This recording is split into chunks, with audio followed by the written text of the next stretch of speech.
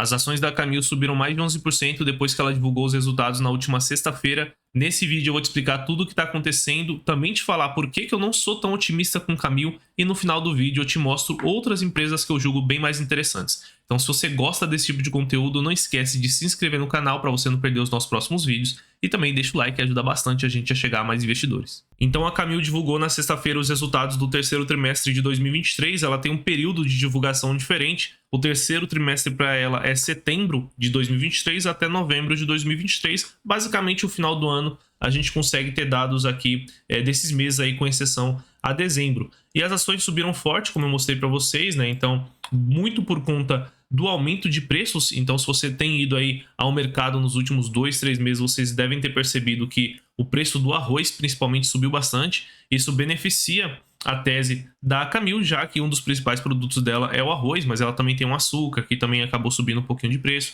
entre outros produtos, né? Então, quando a gente vê o resultado da Camil, né, os destaques aqui do resultado, realmente tem motivos para o mercado estar otimista, eu entendo esse otimismo, mas vocês vão ver aqui ao decorrer do vídeo que, na minha visão, pelo menos, para longo prazo, isso não se sustenta, tá? Então, no terceiro trimestre de 2023, ela teve uma receita recorde, como ela mostra aqui, né? Uma receita recorde de 3 bilhões de reais, um crescimento ano contra ano de 15%, basicamente motivado por um crescimento de preço. Então, os preços subiram 17% em média ano contra ano. Então aqui a gente tem o preço por quilo, hoje está R$ 4,26 e o ano anterior, né, terceiro trimestre de 2022, 3,64 centavos.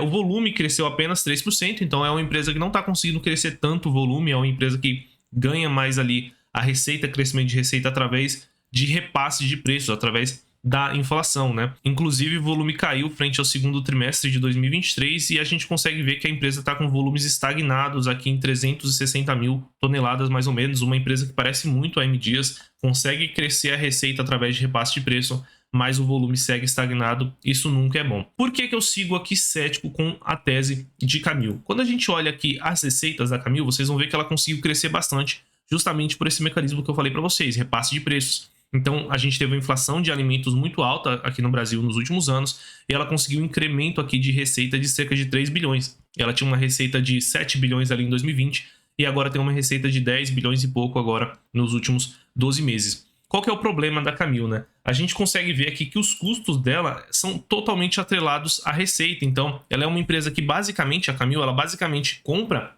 as commodities, ela compra o arroz, ela compra o açúcar, ela empacota isso e vende. Então, quanto mais ela vende, mais ela tem que comprar. Então, os custos sempre vão acompanhar necessariamente o aumento da receita. Então, a gente consegue ver aqui que a receita, né, da mesma forma que a receita teve um incremento de 3 bilhões, o custo também teve um incremento de 3 bilhões. Saiu de 5,8 bi em 2020 para 8,5 bi, quase 9 agora, nos últimos 12 meses. Então, a empresa não teve um crescimento de lucro bruto, né, relevante. Até quando a gente olha aqui o EBITDA, por exemplo, que já considera algumas despesas, vocês vão ver que segue estagnado, justamente porque ela não consegue ter uma margem ali crescente na venda do seu produto. Então, o EBITDA saiu de 740 milhões para 811 milhões nesses últimos 12 meses. Quando a gente olha o lucro, né, tá um pouco amassado ali por conta do resultado financeiro, mas mesmo assim vocês veem que é uma empresa que não consegue sair do lugar quando a gente fala em lucro. E isso acontece, né? Isso mesmo com o crescimento de preço, crescimento de preço médio do seu produto. Ela não consegue ali gerar valor. Então, quando a gente tem uma queda, isso é pior ainda. Então, eu trouxe aqui para vocês darem uma olhada, né? Ali no segundo trimestre de 2023, eu peguei propositalmente esse trimestre porque a gente teve um ganho de volume, então ela poderia ter tido uma geração de valor melhor aqui, mas vocês vão ver que o preço ficou estagnado. Então é um trimestre que ela não teve alta nos preços. Quando a gente olha esse trimestre especificamente, vocês vão ver que a receita líquida dela nesse segundo trimestre subiu sim, então o volume, por conta do volume nesse trimestre, mas o lucro bruto não saiu do lugar, porque os custos subiram até mais do que ela conseguiu repassar de preços ali nos seus produtos, e o lucro operacional, o EBIT, que já considera que algumas despesas, inclusive caiu.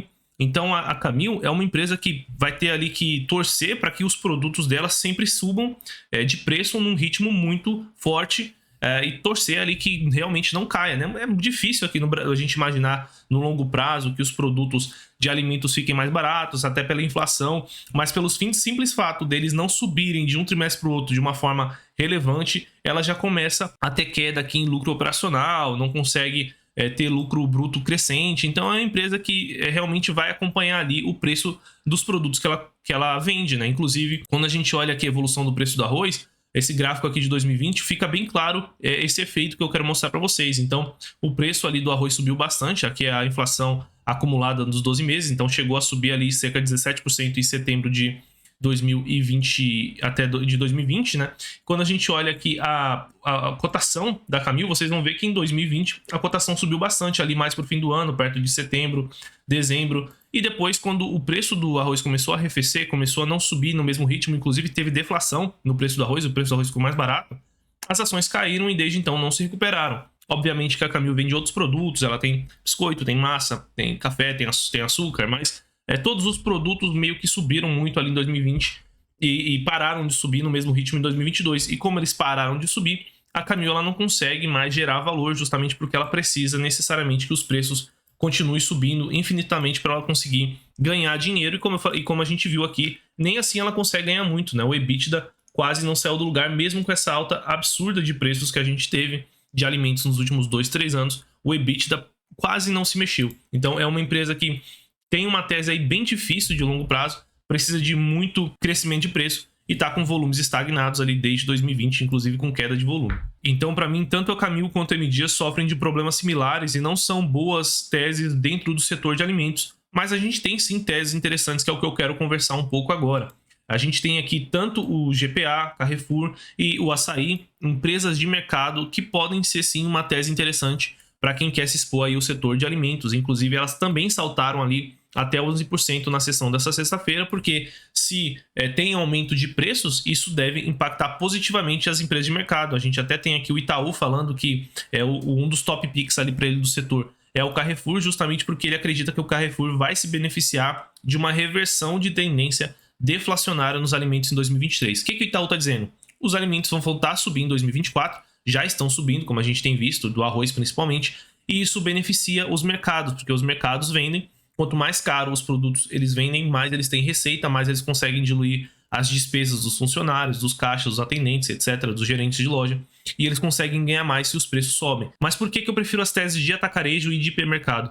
Basicamente, eles conseguem fazer o que a Camil não consegue, que é justamente crescer a receita, que a gente está no resultado do GPA, crescer a receita de 13% ali nos últimos 9 meses de 2023 e crescer também o EBITDA. Então, essas empresas elas conseguem vender mais e conseguem diluir ali as despesas, diluir os custos, a ponto que elas conseguem ter um incremento de EBITDA. Quando a gente olha também aqui no Carrefour, a mesma coisa, teve um crescimento de receita associado a um crescimento de EBITDA, e no Açaí também um crescimento de receita associado aqui a um crescimento de EBITDA. Então, a gente vê aqui que no Açaí, por exemplo, a receita líquida nos 9 meses cresceu 24%, e o EBITDA cresceu 20%. Isso porque essas empresas estão com uma despesa um pouco maior agora, estão no movimento de crescimento ou no movimento de transformação, senão elas teriam um crescimento até mais forte de EBITDA. Além disso, vocês conseguem ver que é um crescimento bem mais sustentável. Aqui no Carrefour fica claro justamente esse crescimento mais escadinha. Aqui no Açaí também a gente consegue ver um crescimento um pouco mais sustentável. Isso porque são empresas muito mais defensivas. Diferente da Camil, que ela vende arroz, café, açúcar, então ela está muito concentrada ali em alguns produtos. O mercado ele vai vender de tudo, ele vai vender macarrão, ele vai vender biscoito, ele vai vender bolo, né? Vai vender um monte de produto, e na média ele tende a acompanhar a inflação geral de alimentos no longo prazo. Diferente da Camil, que quando a gente tem uma queda aqui no preço ou na inflação daquele produto específico que ela vende, né? Ou seja, o arroz ou o açúcar, que são muito grandes dentro do resultado da Camil, você acaba tendo uma queda de resultado um pouco mais acelerada, ou uma piora de resultados, ou ela deixa de crescer tanto. Então, uma tese bem menos arriscada dentro do setor de alimentos, obviamente, são os atacarejos, os atacados, os hipermercados, para quem gosta, tá? Então, na minha visão, o problema da Camil é um problema do modelo de negócio dela. Quando a gente pega aqui, por exemplo, a cadeia de valor do açúcar, vocês vão ver que o fornecimento do açúcar ele é realizado por um fornecedor, ela simplesmente recebe o açúcar, faz ali um beneficiamento e empacota para vender para os mercados. Então é muito difícil ela conseguir gerar valor, porque ela realmente tem aqui pouco valor agregado, ela faz pouca coisa ali quando com esses produtos que ela recebe. É a mesma coisa ali no café, por exemplo, é a mesma coisa no arroz. Então ela faz isso aqui para praticamente todos os produtos. E quando a gente olha efetivamente a empresa que vende o açúcar, né, que faz o açúcar, que produz o açúcar para vender, que é o caso aqui da Raízen, vocês vão ver que elas também têm um resultado aqui bem mais interessante que o da Camil. Então a Raízen aqui no segmento de açúcar, no segundo trimestre de 2023, eles cresceram 22% a receita, basicamente pelo crescimento de preços. Então, se o preço do açúcar subiu, a Camil vai ter que pagar o preço maior para a Raízen. Então a Raízen ela consegue vender mais por um preço maior e aí a receita dela sobe. Se os custos fossem iguais, a Raízen seria o mesmo caso aqui da Camil, basicamente ia eliminar o crescimento dos custos. A diferença é que os custos da Raízen, como ela tem uma produtividade muito alta, eles inclusive caíram no segundo trimestre de 2023. Então ela vendeu mais caro, vendeu mais e os custos caíram. Então o lucro bruto da Raízen subiu muito. Então perceberam aqui a grande diferença entre, por exemplo, a Raízen, entre o açaí e a Camil? Se vocês não perceberam, eu preparei esse quadro aqui para tentar deixar ainda mais claro a minha visão sobre Camil. Então dentro da cadeia de valor, por exemplo, do açúcar, a gente tem a Raízen e, como eu mostrei para vocês, se ela tiver um ganho de produtividade no longo prazo, ela vai ter um ganho de geração de caixa, um crescimento de EBITDA, um crescimento de lucro bruto, de lucro líquido, a métrica que você quiser, ela vai ter um aumento, ela vai ter um crescimento se ela conseguir aumentar a produtividade, ou seja, se ela produz mais cana-de-açúcar, se ela produz mais arroz num espaço menor de tempo, num espaço menor de hectares, com menos pessoas envolvidas, ela vai conseguir ganhar mais dinheiro. Ela vende para qualquer empresa, então a Raízen ela vai vender o açúcar ali para a Camil, ela vai vender também para outra marca que compete com a Camil. Então a Raízen tanto faz para quem ela vender, ela pode vender para fora do Brasil, diferente da Camil, que ela, por exemplo, está muito concentrada aqui no Brasil. Então se por algum motivo o mercado aqui de açúcar no Brasil fica um pouco mais enfraquecido, a Camil sofre, enquanto que a Raízen é muito mais defensiva, porque ela vai vender praticamente para o mundo todo. Ela tem uma alta barreira de entrada, porque para você competir com a Raízen, lembrando que é a maior produtora de açúcar que a gente tem aqui no Brasil, você teria que ter os milhares de hectares que ela tem, você teria que ter ali as unidades de transformação, as usinas, enfim, seria bem difícil e com um custo de capital muito alto. Já a Camil você tem uma barreira de entrada menor, você teria ali que basicamente oferecer esse serviço de receber, guardar, empacotar e vender para o mercado. É muito mais simples do que você ter o know-how ali, a expertise na parte agrícola que você precisa ter para a Raízen. Então mesmo que a Camil ela tenha mais vendas, ela vai ter mais custos, porque ela vai ter que comprar mais açúcar aqui da Raízen. Então a Raízen ela é mais defensiva do que a Camil. A Camil é um case muito mais de concorrência de marca, mercado, então a Camil tem que fazer uma estratégia de marketing, gastar com marketing para convencer os clientes, os consumidores a consumirem as marcas delas, lembrando que quase que não tem diferença nenhuma entre o açúcar da Camil e o açúcar de uma outra marca parecida. Então assim, ela tem essa briga de preço, de market share, que também lembra bastante a M Dias, e a gente viu que no momento que o preço sobe, as pessoas costumam ali consumir o mais barato.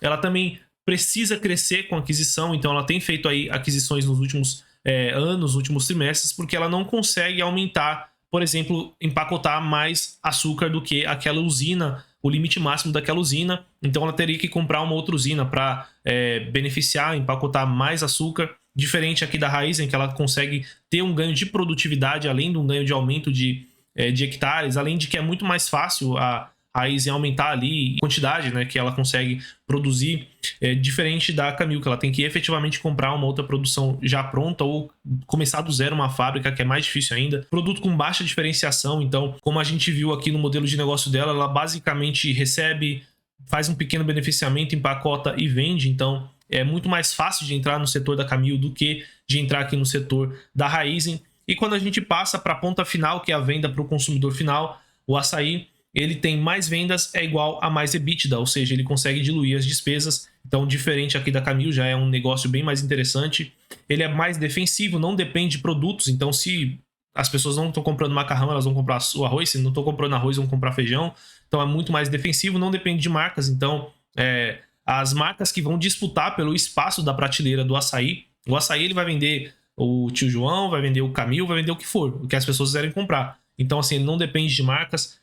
E ele cresce com o aumento de lojas e consumo. Então, ele vai se beneficiar tanto do aumento do consumo. Então, se as pessoas forem consumir mais o arroz e o açúcar da Camil, o açaí ganha. Se não, vai ganhar também porque vão consumir outras coisas. E ele consegue crescer com o aumento de lojas, que é um crescimento muito mais simples de fazer. Então, ele consegue ali crescer 15 lojas, 20 lojas, 30 lojas por ano, vai tomando market share. Achou que cresceu demais? Pode pisar o pé no freio. Diferente da Camil, que ela precisa de projetos maiores, de projetos já mais que depende de muito mais capital. É muito mais barato você abrir uma loja do açaí do que você abrir ali mais uma usina da Camil. E é por isso que a gente segue aqui bem cético com a Camil no longo prazo. As ações quase que não saíram do lugar ali. Quem entrou no IPO até que tá ganhando um pouquinho, mas quando você considera a inflação, basicamente você não ganhou nada.